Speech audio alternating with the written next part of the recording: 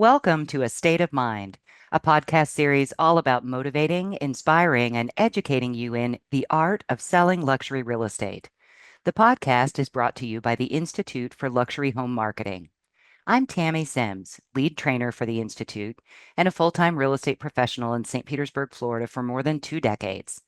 In this episode, we're going to talk about planning to attend conferences and networking events in the year ahead. Today's podcast is brought to you in part by Real Marketing, the only marketing firm recommended exclusively by the Institute.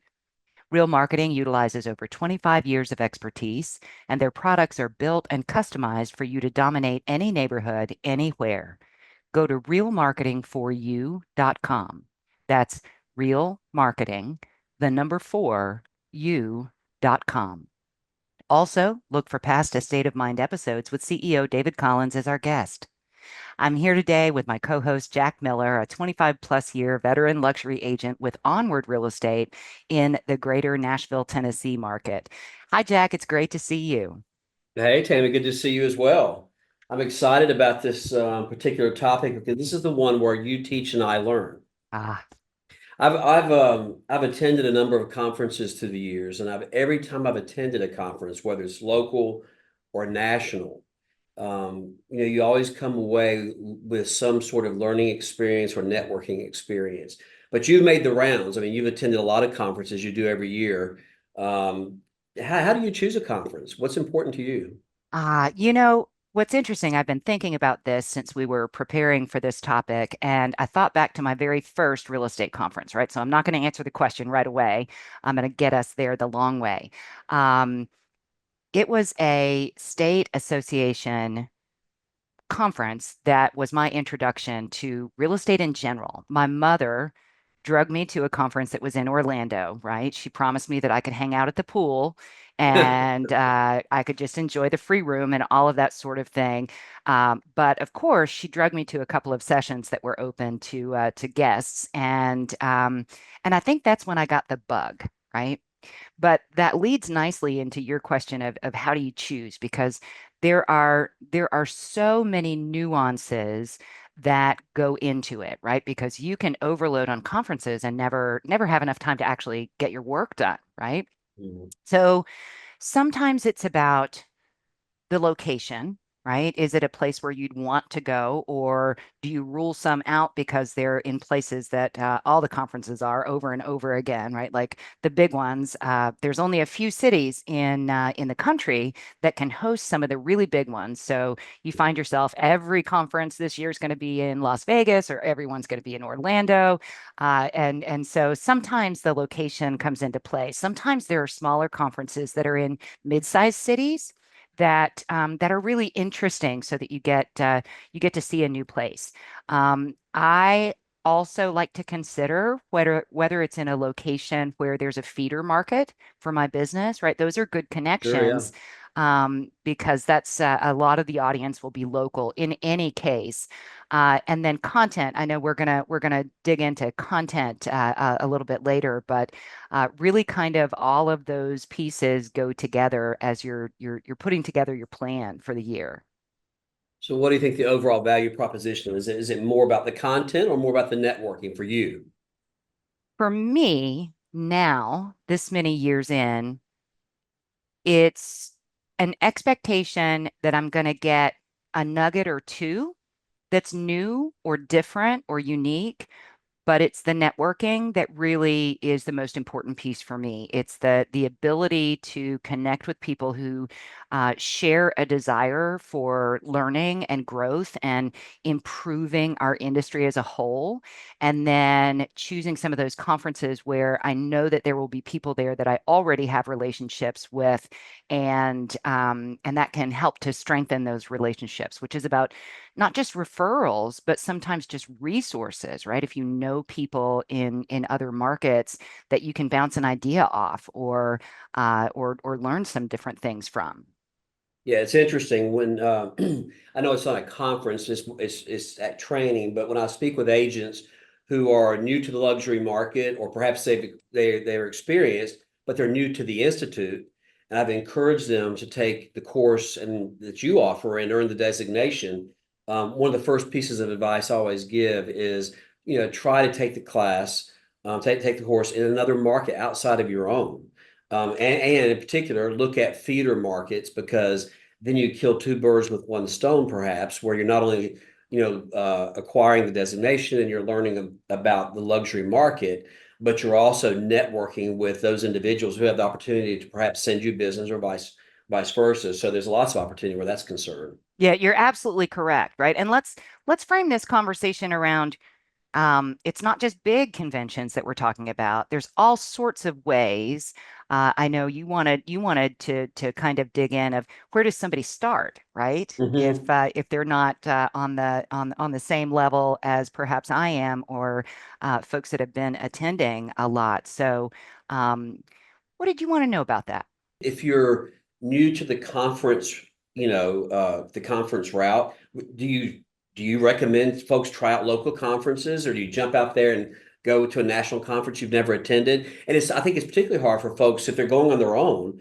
If you're going into a city where you've never been, into a conference you've never attended, and you aren't already well networked, it can be a little intimidating. So, what do you recommend? You're absolutely right. And I think that starting in a regional approach is sometimes a little easier to do that. You probably can find some folks from your office or colleagues who maybe would be more willing to go together, so you feel as though Mhm. you know somebody. There are all sorts of different seminars and topics that you can find in your regional area, and then the state association conferences are also kind of like a good source for kind of those early years. I will tell you that that's one of the places where I found that I needed more content, right? After going to those for quite a while. But there's also something to be said for hearing something over and over and over again, and you know it, and Mhm. then all of a sudden, one day, you're at a point in your business where that thing that you know that you've heard 100 times makes perfect sense to implement at that time. So I'm not dismissing the content at that level, but from there you can branch out into some of the largers, right? So we've got the National Association of Realtors. You've got Inman Connect, Inman Luxury, right? And so you can get Yeah. specialized then. So, for example, my mother, when she got into the business, belonged to a couple of different groups, the Cyber Stars and the Cyber Professionals, who were Mhm. entirely focused on technology, right? Utilizing technology to implement in their business as opposed to just spend wildly Mhm. on. Mhm. And so those conferences were very focused. And I think that any real estate professional could find an area where they could really hone in on a particular attribute that they appreciate, right? Very, very specialized types of groups as opposed to big general conferences. But I do really, really like those conferences that are brand agnostic. I love that term. Explain that. I think it's great. Right. So, Yeah. many of the large brokerages have conferences, annual conferences, and they have general ones. And then those that have strong luxury divisions will often have a separate luxury specific conference. Mhm. And in my role with the Institute, I get to attend a lot of them. So I get to see the different cultures of the different brands. And I think that that's healthy for folks within their same brand to meet in that way so that they can embrace the culture of their brokerage, the tools that are available to them Mhm. specifically. But Mhm. I think I really benefit the most from those conferences that are not affiliated with a particular brand, right? And so Inman was one of those. And I'd be Sure. remiss if I didn't mention Leaders in Luxury, which is the Institute's annual event. And we are all looking forward greatly to hearing the plans for 2025 and getting back on track with that conference. But when you have the ability to come together um, and share and network with people from all sorts of different brokerages and brands, little ones, big ones, independents, regionals. I think that you stand to gain more insightful information, right? One of my favorite conferences I attended was the Leading RE conference, and they have a luxury piece to that. And one of the things I remember specifically was doing a speed networking event. I'm sure you've done this before. Uh-huh. And it's funny because it only represented probably an hour or so of the time we devoted to that conference. But in that hour, we met, good night. I think I met 30 or 40 different luxury professionals from across the country where you had just a few minutes with each one and you have a chance to exchange business cards, talk about what your specialty is, where your market is, just enough to make a quick connection and perhaps exchange some materials, marketing materials. What a wonderful opportunity that was. And I think Yeah. that particular event I thought was fun because, some of us are much more comfortable networking than others. And if you're not comfortable walking up to a group of people, in a cocktail hour, that's a great way. It kind of forces everybody's hand. It's time to switch, meet somebody new. I thought that was a lot of fun. Yeah. Uh, Let me make a comment about that particular conference and some of the others that may be similar to that.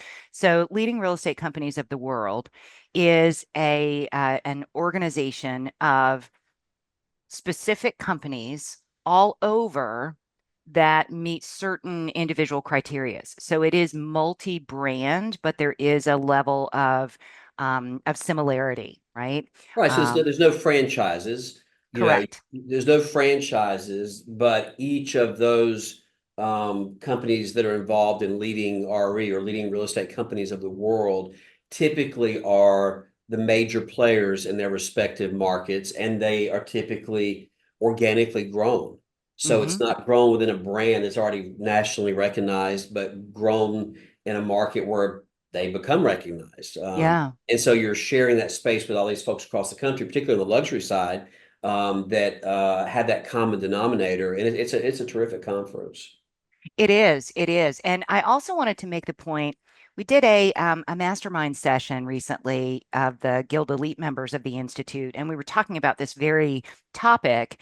And one of the members asked the question of whether or not there was an opportunity to attend conferences of a brand or brokerage or franchise or something like Leading RE if they weren't part of that organization.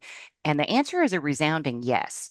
Really? So you can be accepted as a guest, right? Now, keep in mind that any of these folks that are looking to recruit see this as an opportunity to show their stuff to folks that aren't already part of their family, if you will. Sure. Yeah. And so don't hesitate to ask a colleague in your market or even reach out to the leadership of a brand or an organization and find out if there's an opportunity to participate. Yeah, that's terrific. So, Tammy, is there a particular conference that's your personal must-go conference every year that you look forward to? Absolutely. And that for me is the Leaders in Luxury Conference that I mentioned already. I have not missed that conference since its beginning. So Oh, I also hear a lot of our members, Institute members, will list that as their absolute must go to. And I think that that comes into play the idea of making a plan ahead of time, right? mhm. And knowing which are the big rocks, if you will. They talk about you put the big rocks in the bucket and then you fill it with the smaller rocks. And so if you know what your priorities are, you can space them out on the calendar, in your budget. But you kind of revolve around those key dates and you can make your plan. So, as you mentioned, leading RE, that comes up high on the list for a lot of our members. And then anybody who participates in the Buffini Mhm. program, right? They will tell you flat out that they're not going to miss it, right? So those types of high level coaching. One that has come back on the scene in the last couple of years that I think is a fantastic one is the Star Power Oh yeah. Conference. Mhm. And again, that's brand agnostic and it's not specific to luxury, but of course they have panels and breakout sessions that are on luxury specific topics. But I The think Star that Panel's been kind of revived, right? it Didn't it has, kind of it go away for a few has. years and come back? Yep, it sure did, and so that's one that I would recommend people check out because that is open to everyone. And and you made a comment earlier about um, networking at the cocktail hour. Mhm.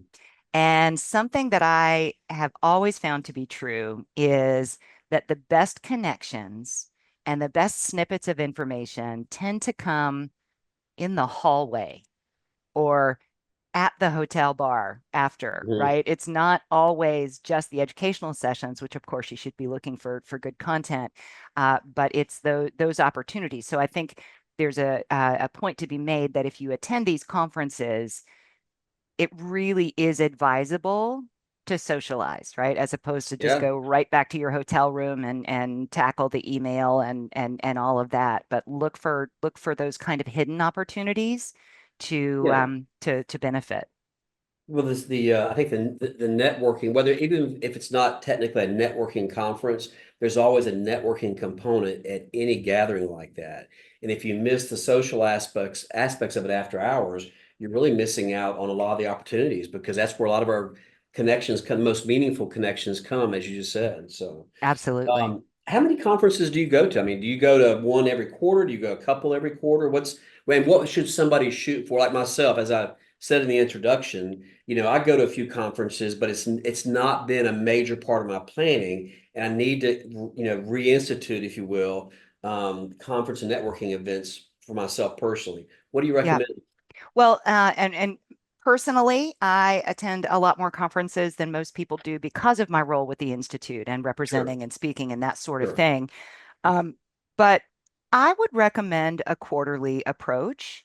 Hmm. Now, there's seasonality to conferences, and so you'll find that there's conflict. Everybody either does it, it used to be always in October, right? Hmm. And then people were finding that they were losing some attendees because they were conflicting with other things. And so then everybody started shifting to the spring or the summer, and everybody follows suit. It's the same way, like I said earlier, that everybody's in Vegas in the same year. Right. But if you can start with those that are the most important and build around it. So it may be that you've got, two in the first quarter and then two in the last quarter, right? Or the third quarter. So it may not be evenly distributed just based on when these conferences are. But I do think that it's wise to think about maybe around four. And if we go back to the conversation about whether you're newer to this or whether you're more seasoned, then those could include regional events as opposed to necessarily big national or even international, right? There's tons of great international events as well. Um, and then it really is going to play back into your budget. Sure, of course. Mhm. And I firmly believe that this is dollar productive business activity, right? Yes, it's tax deductible, right, as business expense, but it is the investment that you're making in improving your business, growing your referral networks. And so it's easy to look at the cost of some of these things and just kind of balk at it because you wouldn't spend that kind of money on things. But I think about in our industry, so many of us have 100 subscriptions for $39.95 a month that we don't even know what they're there for, right? So we are Right. so easy to spend money on those kinds of things. Right. And so when you look at a bigger ticket item, then you can get some pushback, but these are true investments and can really exponentially improve your bottom line. So I think that's important to look at. And it could be, you know, 50 or $75 to go to something on a regional level, or it could be 1,000 or two for some of the major luxury conferences. And so Sure. you've got to factor that into your budget and kind of grow into it, if you will.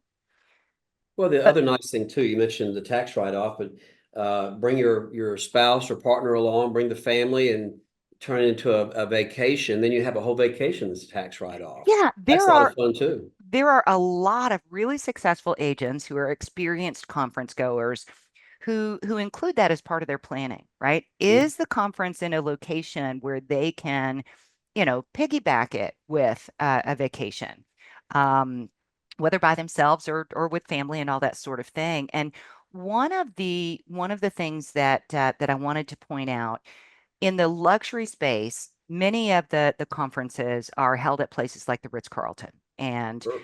Four Seasons, that level of hotel or resort. And they cost more because it costs more to have an event at that location. Sure. But it's super important in that arena for attendees to be able to experience firsthand the level of service and quality expectations that our clients share in that upper tier. And they usually have negotiated some pretty fantastic rates. So even though you're paying more for the conference, you may be paying significantly less for the accommodations, and it kind of works itself out. But definitely you can choose locations where you can, tag onto it a visit to family, right? Or some sort of extra opportunity. And so I think that's really important to consider that. Tammy, I'm just curious. I mean, you go to some of the same conferences year after year you mentioned. Do you ever choose a conference that's totally outside your wheelhouse? Excuse me, outside your wheelhouse, something that's maybe not even your normal, outside your zone? Not often, but occasionally. And again, I find myself in a spot where I'm exposed to a little bit more of my role with the institute, but but I think it's really exciting to do something new and different. So maybe it's a first time conference or gathering. And maybe it's something very, very specific. Um, I get excited about those opportunities, right? And sometimes they're great, and sometimes I say, okay, did that, right? But I do think that it's smart to push yourself outside of the norm for sure. One of the things that you kind of alluded to earlier, and you and I've talked about in the past, is when we go to these conferences, specifically those that are um, designed to engage, designed for networking purposes.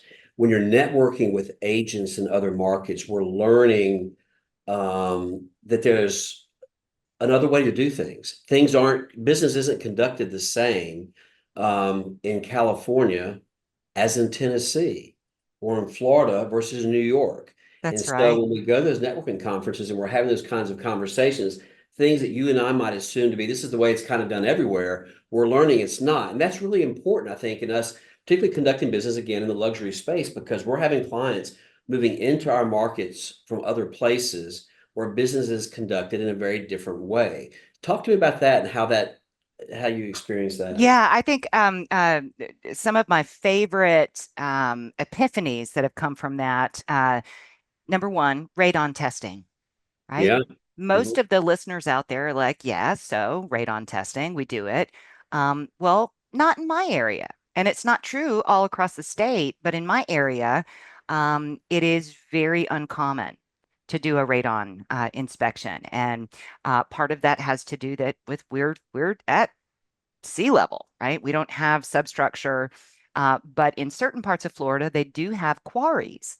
And so in those areas, they may conduct them. But if I've got somebody coming in from out of state, I have a conversation with them up front about how we manage inspections and the process here, whether it's somebody coming from a place where it's attorney closings versus in Mhm. my area where they're title company closings. Right. Um, those types of things. Number one, when you're having those conversations with your clients, it really establishes you as more professional and more knowledgeable.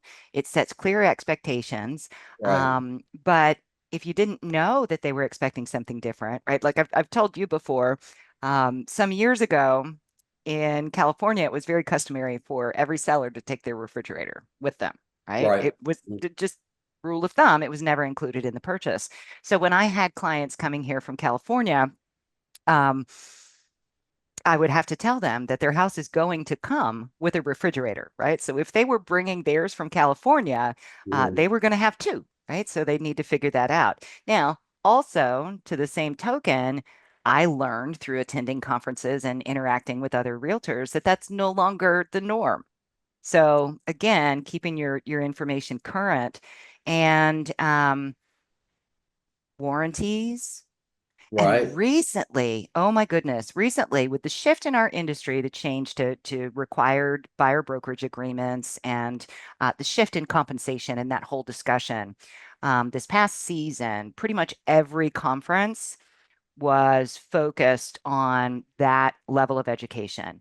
And it was wonderful to be able to hear from real estate professionals who are in states where that's been the norm for years, That was right? us. We've been practicing buyer agency since the late 1990s. So when I started in real estate in 98 or mid 90s, so when I started in 1998, we kicked off our career using buyer representation agreements. We were required to by the state when we take on a new client. I shared with you before that having one of these conversations with another broker from another market prior to the NAR settlement, we had one of my clients say that he spoke with an agent, his former agent in another state, and said, Jack, what you're doing is highly illegal. You can't use a buyer representation agreement. And I said, not only is it not illegal, it's actually required in the state of Tennessee. So again, it's one of those aha moments, I think, for agents when they talk and network with our colleagues in different markets. The business is conducted in different ways in different places. And I think to your point earlier, when we meet with, when we have our luxury clients are moving into our market, I never assume that the way that we do business is something they're accustomed to. So we like to kind of go give them an overview of the process from start to finish and describe what it's going to look like, and or maybe break it down into segments. So when we get something under contract, we start from contract to closing, describe what all the pieces look like all the way to closing, because there's a lot of expectations people have from their past experiences. Right. They may be a different place, be in a different place, literally and figuratively speaking, when they're here. Yeah. So Yeah. it And helps. that makes me think also about the importance of continually attending things where you can learn. So in the couple of decades plus that you and I have been in the business, think about how different things have been at different times Oh yeah. and adapting to financial crises, adapting to different market conditions. I remember one year when the Institute's Leaders in Luxury conference shifted entirely away from its normal format and focused on managing short sales and foreclosures in the luxury Yeah. space because Yeah. that's where we were Right. in terms of the market conditions, and that was pretty universal, much like the NAR settlement and the buyer Hmm. brokerage conversation. When you've got something that is pretty universal to everybody attending, it is so helpful and so educational to be able to have these conversations with people who are experiencing the same thing, and some people who are at a different level of figuring it out, right? Or often Florida and California lead the market in terms of, um, well, crazy. If there's something going crazy, right, up or down, it's going to happen in Florida and California first. So we can then trickle down on that. Um, but there's so much to be said for staying on top of market conditions, even whether it's visiting economists, or I've seen leaders from NAR, right, and hearing people firsthand that have more knowledge than the person sitting next to you at the diner where you're having your favorite down home breakfast, right? Who's just consuming the major media news, and all these folks that have these opinions. It's so worth it to take the time to really learn what's going on, and to find strategies and dialogues and resources to be able to not only manage your own business, but also to be able to really provide better service to buyers and sellers. No, and that example you gave earlier about when the market crashed in '08 was very interesting because in our local market, our local business journal, the Nashville Business Journal, would profile each year the top producing agents and brokers in the marketplace, top 25. And every year it was the same players. It was primarily folks who sold in the luxury space, Hmm. top producing agents, because their price points were much higher and they did fairly high volume based on experience. But then in '08, the whole world shifted upside down, and suddenly that top 25 list became a list of really terrific brokers that rarely ever sold anything in the luxury space. It was because of they were doing short sales and foreclosures. And suddenly we found ourselves scrambling to try to figure out how to play in that game because we didn't have any experience there. Yeah. Yeah. We learned a lot quickly. But yeah, but again, dealing with agents at different places within your own marketplace and networking with agents in other markets at these conferences. Yeah, it gives you good exposure and also gives you good resources because now you know people. Somebody you can pick up the phone or you can call. And that's something that's been really fun as part of this podcast is I've gotten so many calls from listeners who will just pick up the phone and call me and say, "Hey, I looked you up at the Institute. I Yep. heard the Me too. podcast. Yeah, and I want to ask you a question." I'm like, "Yeah, sure." And it's been a lot of fun actually meeting some of our other members at the Institute and listeners on the podcast Yeah. and seeing what's important to them. So I've enjoyed that.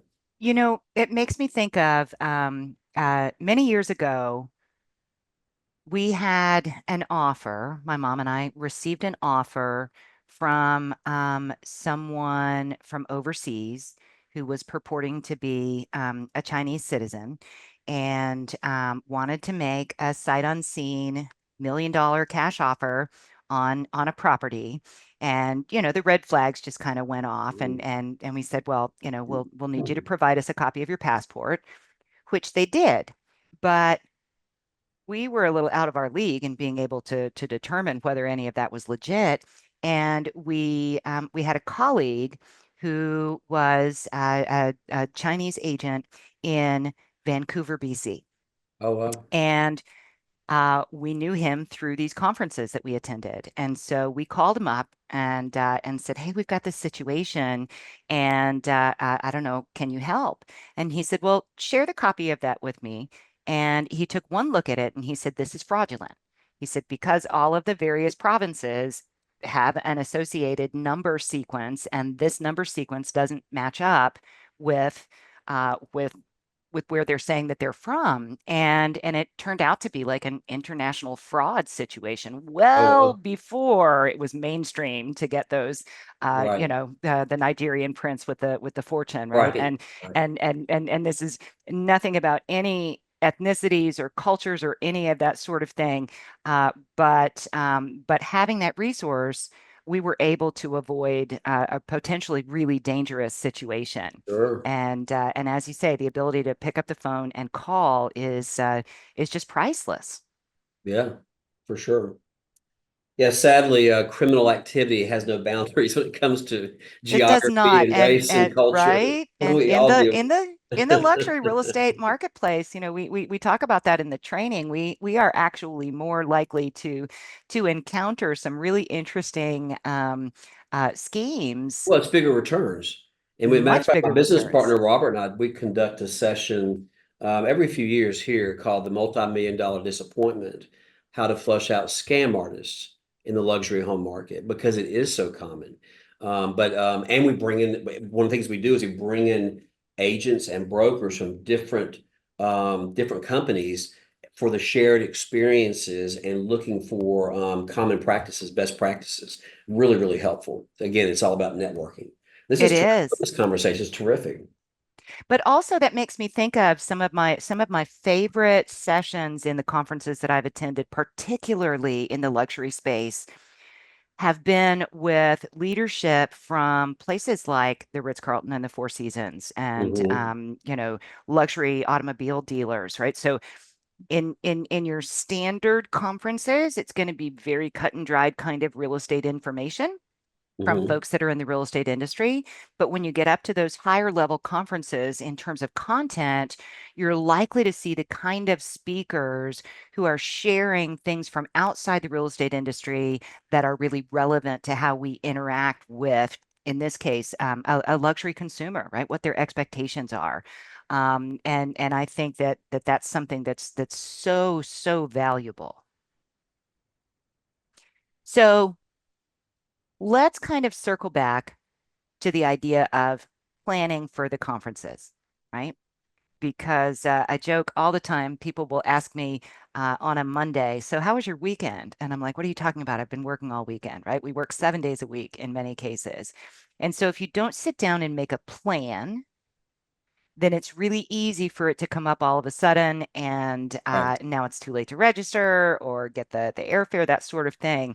So I have consistently seen over the years that the most successful real estate professionals will take the time as part of their annual business planning to to decide what their priorities are in terms of attending the conferences that they want to go to. And as we said, add that in with extra time on either end if it's a place that you want to go, but really including that as part of your business plan as opposed to just jumping on opportunities as they present or missing them because you haven't planned. So I think that's something that I definitely would encourage all of our listeners to think about. And Well, it's a whether common theme, Tam. We've talked about this before. There's two different kinds of agents. There's proactive and reactive. And the agents who are the most successful in the luxury market, certainly, are those who conduct business with intent. Doesn't mean just a transaction. That means the long-term business plan. So whether it's planning, budgeting, or whether it's planning your conference attending, the bottom line is you have to have a plan. And that's what we're doing here. You're talking about how do you incorporate your conferences and networking opportunities for the year ahead? This is the time to do it. it's right. Absolutely. Absolutely. All right. Well, our time together is always too short, Jack. At least I think so. And so, with that, I'm going to thank all of our audience for joining us on this episode of A State of Mind, the Art of Selling Luxury Real Estate. If you're interested in learning more about the Institute, you can find more at luxuryhomemarketing.com. And of course, as we said, you can also find our contact information and you can pick up the phone and call us or send us an email. But if you like what you just heard, please share it with a friend. And don't forget to subscribe, rate, and review this podcast. And if you've got a hot topic that you'd like us to discuss in a future podcast, feel free to let us know. Send an email to info@luxuryhomemarketing.com. Thanks for listening.